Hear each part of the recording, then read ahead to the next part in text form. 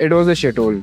I sat for close to 14 or 15 companies, entire placement rounds. One of the worst processes that I've been through because people are judging me on the basis of what I don't want to do. Judge me for my strengths at least, what I want to do in the future. But Yeah, I think at one point in time in college, we all had those free Coursera subscriptions, and there was a race between who will get the most certifications, and it was such a weird comparison, as if achieving certifications teaches you skills, right? I mean, there was no race on who has the best skills for a particular subject. The race was always about who has the most certificates and most GPA. I mean, of course, GPA helps you. I wouldn't say that it doesn't. It definitely opens a lot of doors that traditionally you may not be able to open simply by your skill set, because it acts as a filter for who's disciplined enough to, consistently deliver. Yeah. So obviously, I mean, companies consider that.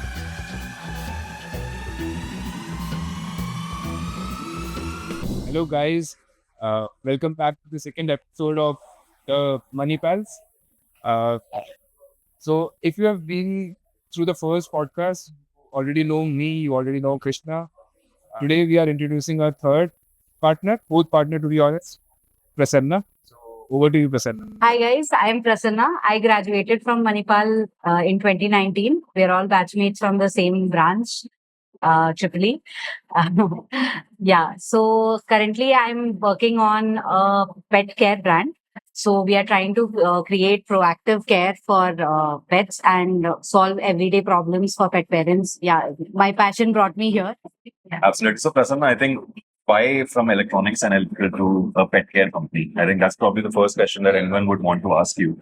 Okay, so it's not like I abandoned my electrical, journey. I did work in core.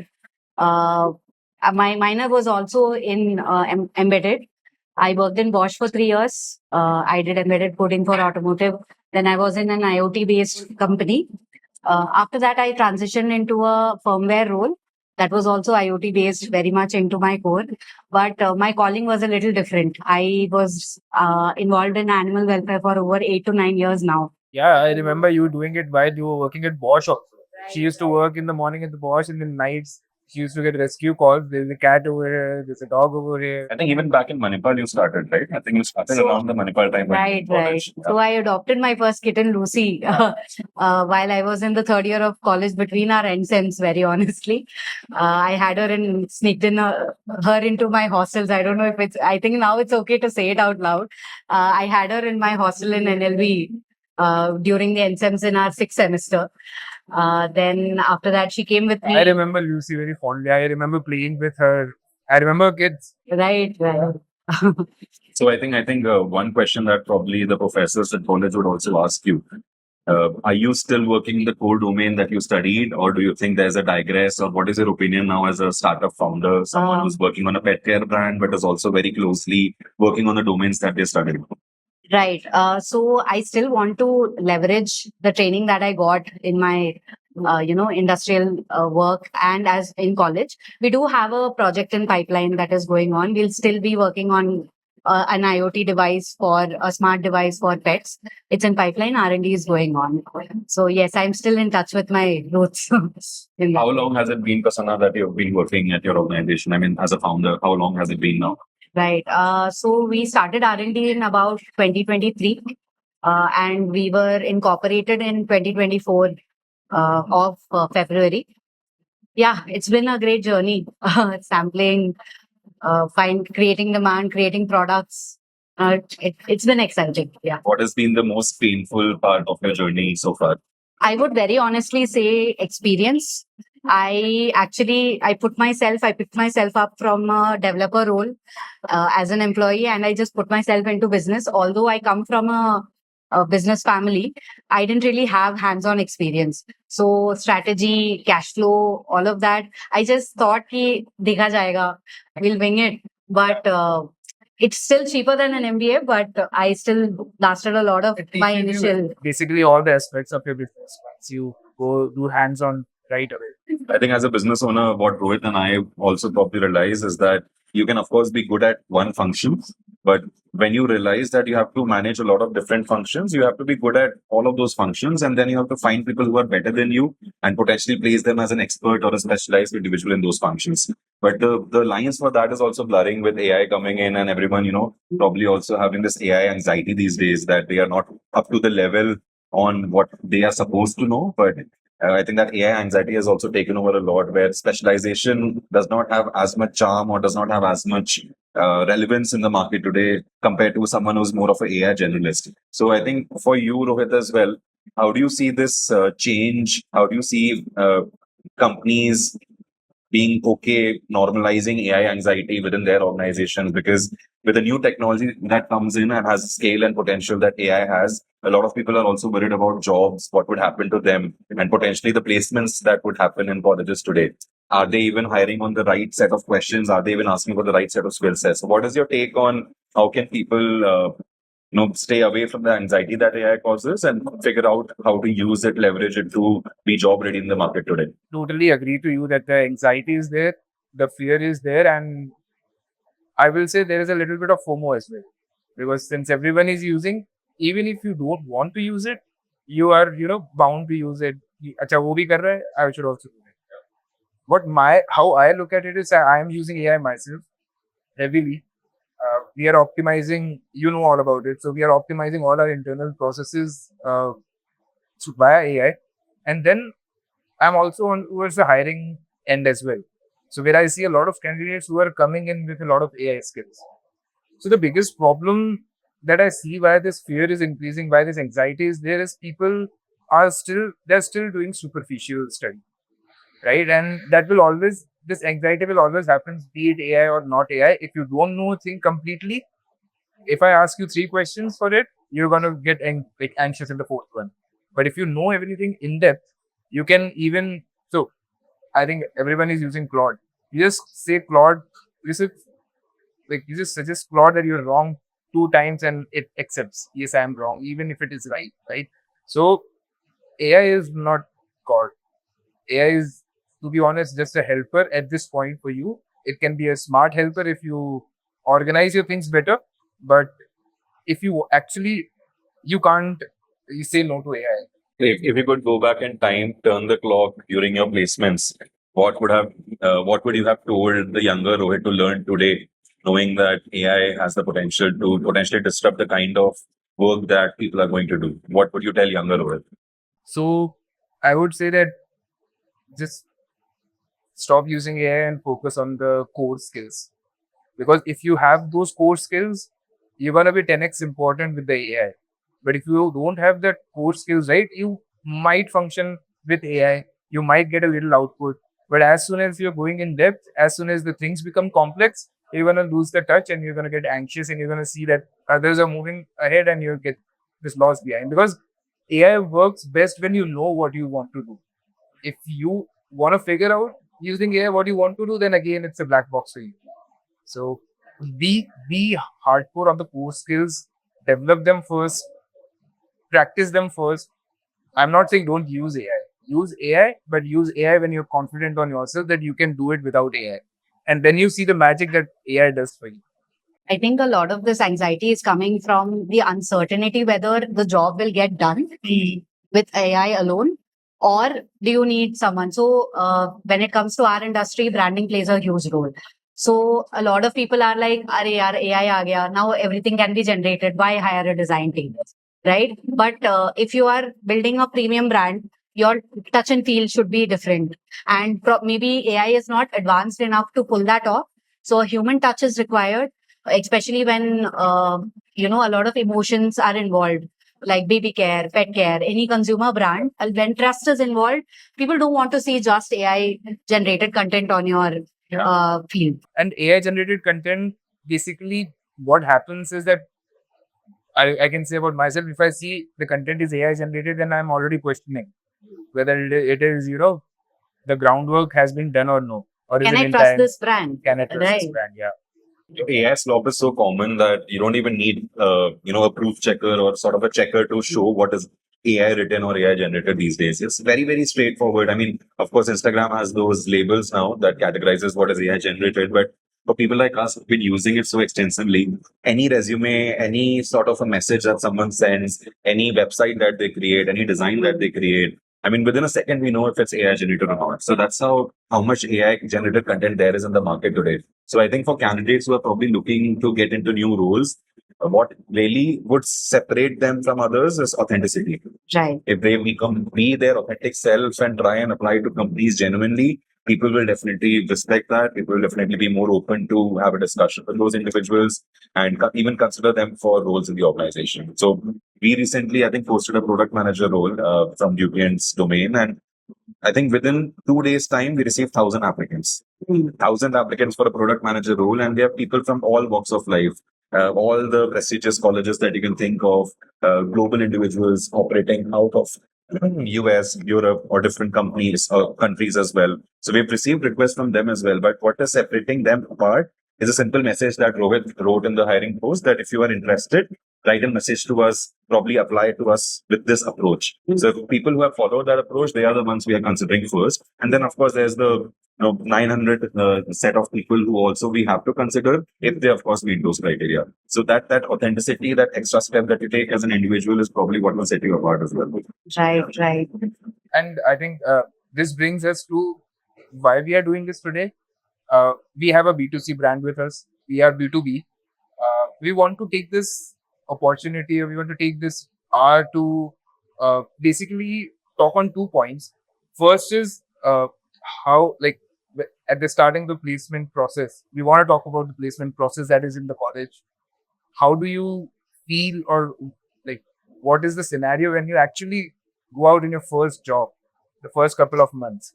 And the later part, we want to focus on when you transition from corporate to your startup journey. What are the problems? What are the different hurdles you face while doing? So I think I'll tell you a simple disconnect between what college teaches you for being job ready and what you actually face when you get into a job.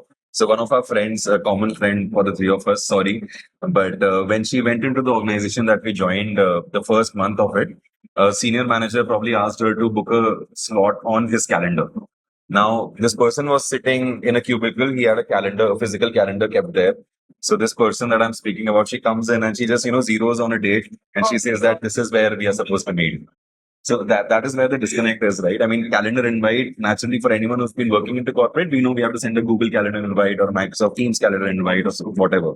But because of this absence of context, right, they don't even know what a calendar invite looks like because no one asked us to set up a schedule or set up a call on a calendar in our college life. So fair, but these are the disconnects that I've notably seen. What happens pre-placement and then what happens when you actually get into a job. Right. We sort of did have industrial training, but it didn't really give us the touch and feel of an actual corporate thing. But I think now kids have more opportunity given that a lot of startups are coming up. I think they get a little more. Now I see second year, third year kids working with early startup And but the benchmark founders. is also increased, right? Now, so earlier when we used to go into the corporate, we used to be entirely blank, fresh canvas, you can say, and they can teach us anything. But now if you look at the third year, fourth year candidates, right? They've already been through 3 internships.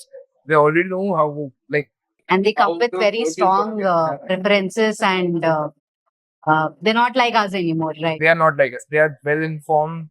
They are, I will say they are up to the mark for when they want to go and get into corporate and work around it. Little more polished than we are. I think I would sort of disagree to that because I've seen people from, I've seen the extremities of this. I've seen people who are really good, who get what they want to get into, who understand what exactly, the job entails, the role entails. But then I've also seen the other side of people who are just winging it. Right. They probably built a simple workflow where you are bulk DMing people, bulk cold calling people, just trying whatever, is possible as a job role that or an opening that is available, and they can just try and get a job there. So I've seen both ends where people don't even care about the depth of it, what exactly entails in performing well in that role and so on. So Prasanna, I think, how was your placement experience? Did you always want to start a pet care brand? What did you have in mind? Or did you want to work in core engineering? What was your placement, cycle like? How soon did you get placed? What caused you anxiety when the placement season was there? Did people or your friend groups getting placed caused anxiety? So what did it look like? So I definitely was above average. I don't want to say, even though I was not like great at everything that I did, I had my, ups What and is downs. an above average CGPA? let's say above 7.5. Okay. Or I don't wanna, step on any toes here. I was under the impression, first of all, life humbles you like crazy. When I joined college itself, I was humbled because school mein I was in the first 10%. So I expected that to be the same in college. But brutally, I was a 7-pointer when I was expecting to be an 8-9-pointer. Similarly, that thought process carried through my placements. Deloitte was the first company that came. I went into the group, what do you call it? GC. The GD. GD, group discussion. discussions. And I am usually very extroverted. I talk, but the blank that happened in my head at that time, oh my God, I couldn't say it. And as soon as the first placement closed, I was so confident that I'm going to make it into this company. But that did not happen. I And think for then- Deloitte, the both of us couldn't clear the first entrance test. If I'm not wrong. And then we assumed that there was a window cutoff and we were above the window. So Yeah.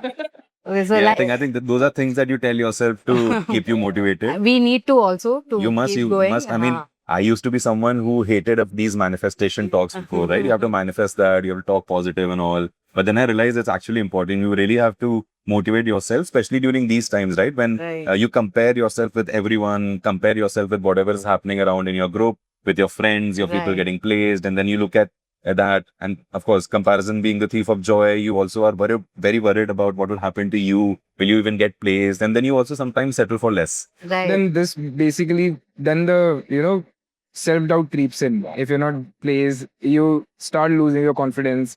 And all of these side effects, these are very harmful. It definitely feels like the world's over, but it is never. It's not, There's yeah. always My world started something. after that. So I wasn't placed for 4 months. I sat in, and the reason was I never set for core placements. I tried for either consulting or data roles. Data roles mil nahi rahe the. I sat for close to 14 or 15 companies, entire placement rounds. It was a shithole.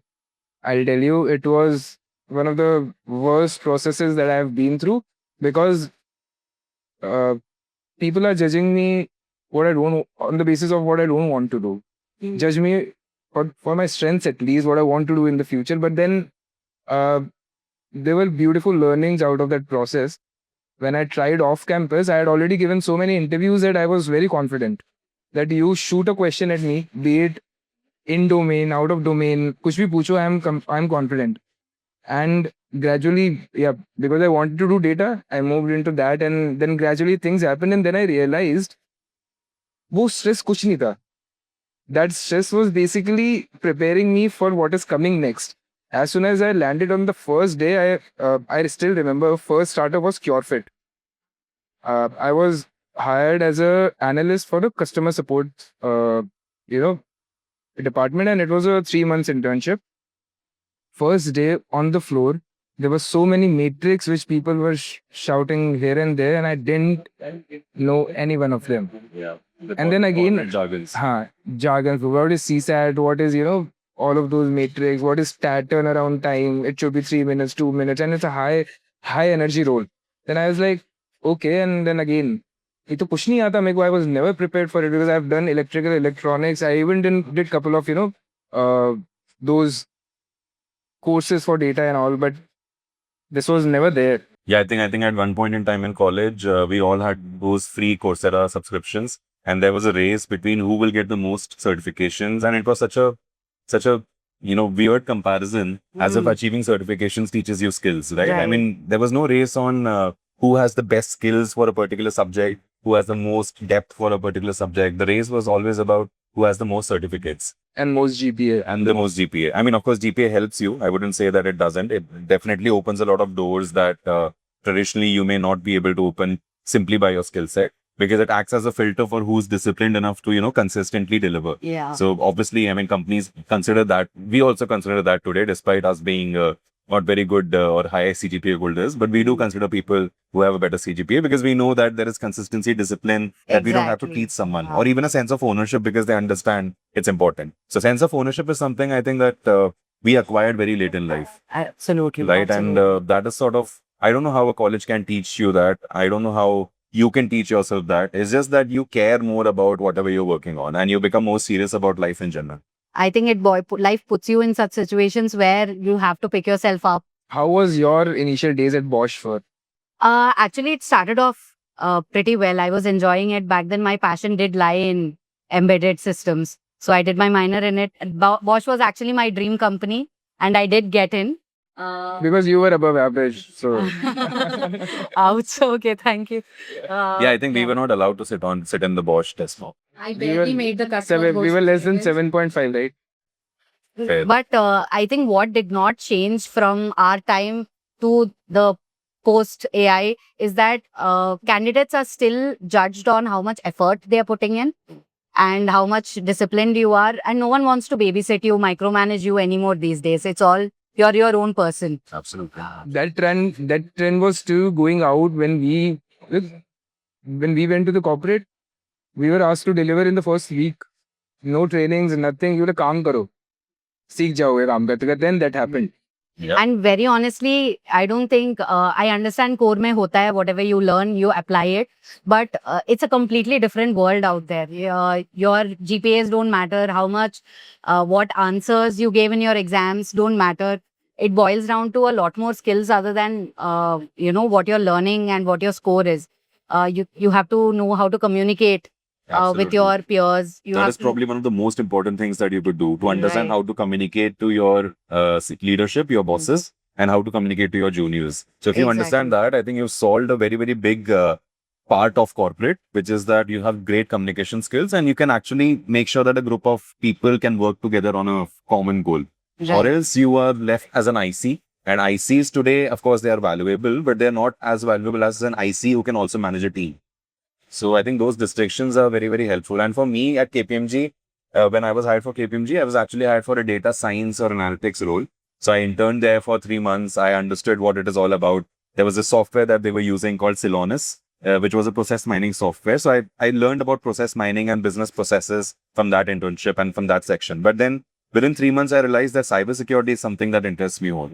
So I went to another manager, I spoke to him and asked him whether I can be a part of his team. Then he told me that we don't have internships in our team. We don't have interns in our teams either. But then I just, tried to persuade him to just give me an opportunity. He did. He taught me something about around network security, routing, switching. And then there was a project where I could be billable straight away. So I joined that project for a bank. And that's how basically I shifted my role from core electrical electronics to data science to cybersecurity. And today, of course, we are a cybersecurity and a data privacy company. So that's how far we have come. And I think the most important thing that you can do as a student is to just keep patience. Right? थोड़ा सा सब्र रखो, जल्दी नहीं होगा. Just take some more time. Difficult to do that. It's very difficult. I know. It's not something that you can just teach or can be acquired in a day. But just wait. Just sabr rakho is the best thing you could do. Not just as a student, I think you Generally, carry right? it. Yeah. So I learned it the hard way. I was hell impatient. I think Krishna knows it. You know it. So that, as you said, life humbles you down. The situations humble you down, and that's how I learned it. Look, ja bhai, hogi cheeze. Just give it some time. But I totally agree with what just Krishna said, that if you are not able to communicate and put forward your point, that is the biggest flaw right there. आप अगर यही नहीं बता पा रहे हो what you want to do, what you see wrong and right in a piece, and if you are not able to do that, then you just accepting what is happening rather than making things go your way. So communication definitely is the key. And I think one more thing is that students need to negotiate. I mean, I know that in placement seasons, no one negotiates because they just want to get a job and they just want an offer letter hitting their way, but always negotiate. It's an advice that I give to everyone. Always try to, punch slightly above your weight and just see if you can negotiate maybe in your first salaries, even 10%, 20%, because companies usually have that budget. Like just try and negotiate. What's the worst thing that could happen to you? Right. Just try and ask for it. If you don't ask for it, you don't get it. What goes wrong is a lot of desperation sort of seeps in Yes. when you're sitting in placements and all, especially when your peers are already getting this thing, bhai, ye to at least ho jaye. Bhai ki placement, bhai ki placement every year. So please do not have, stay regulated, stay composed, ask for your worth. We fail to do it because we also want to make it as soon as possible. Yeah. Speeding things up, haste makes waste. Absolutely. Yeah. And even this being composed is a very important thing and under talk thing when it comes to founders also. this is my second year as a founder, right? So what went wrong in the first year is definitely my composure. If you ask me, I was not composed enough. Not only my own emotions were regulated. What happens is your team also falls apart. It happens, Yeah. right? So not only should you stay regulated, you should be able to be in a position to manage the emotions of your team as well as a founder. So that took a lot of practice. And now that I see, this is my second iteration, we are launching again our brand. So in the first iteration, my composure is very different. I have a plan and you think clearly, you strategize better when you're composed. And that is what is need to be communicated to your, while you're sitting for your placements, asking for your negotiations, or while building a startup or in your corporate journey. So, like, what was that one point in your corporate journey when you thought ki bas, now let's stop this and let's transition to the startup or whatever you want to do full time? Like, what was that trigger point for you? Very honestly, freedom. I did not have freedom for my time while I was in corporate.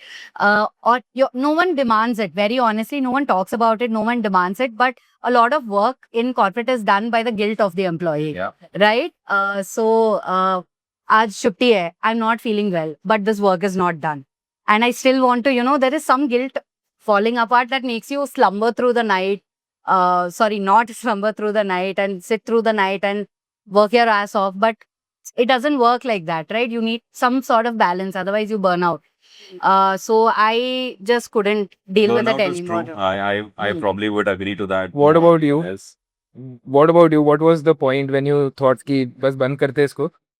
I think when I left my first organization, my thought was that किसी को फर्क क्यों नहीं पड़ता है मतलब बस चीजें हो रही हैं, there is no impact, there is no outcome, there is nothing that actually makes me happy that this is contributing to something that I can improve potentially. It's just a process, and then if you go outside the process, there's an exemption process for it. So it just annoyed me to the core as to I'm not probably delivering up to my potential. I could do more.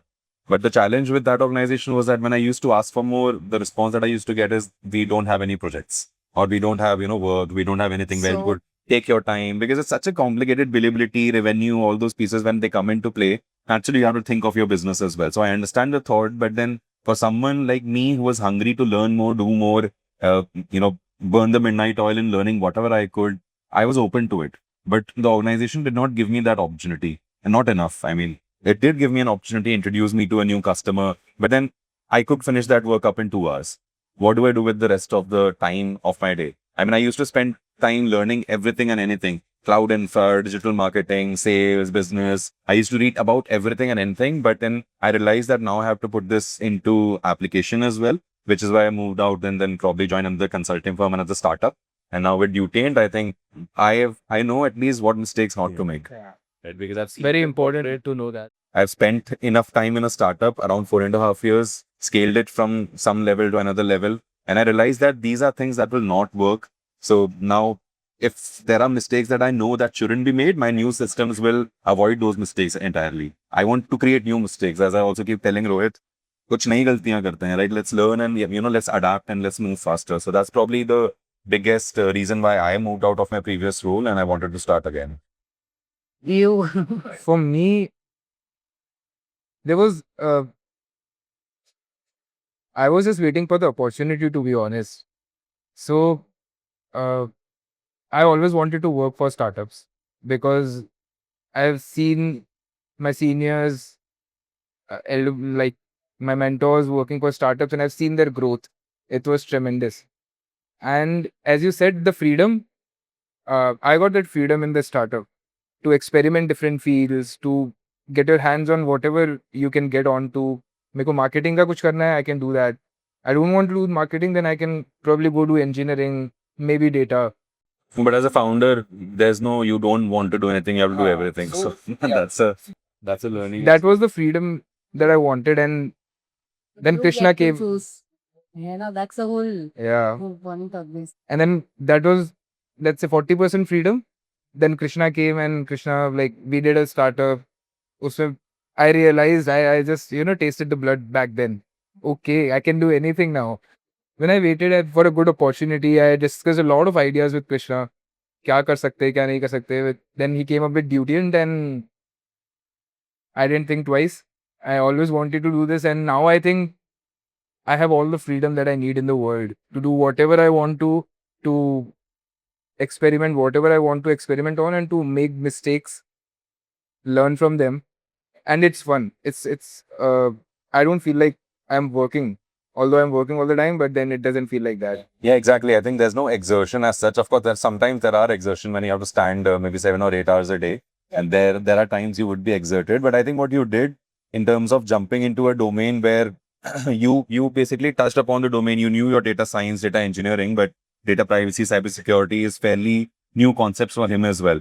So I think my advice to people who are thinking about quitting their job and starting a startup, it's not as glorious as it looks like until and unless you raise your funds. Right, there's a lot of effort that goes in. There's a lot of back pain that could come in your way as well.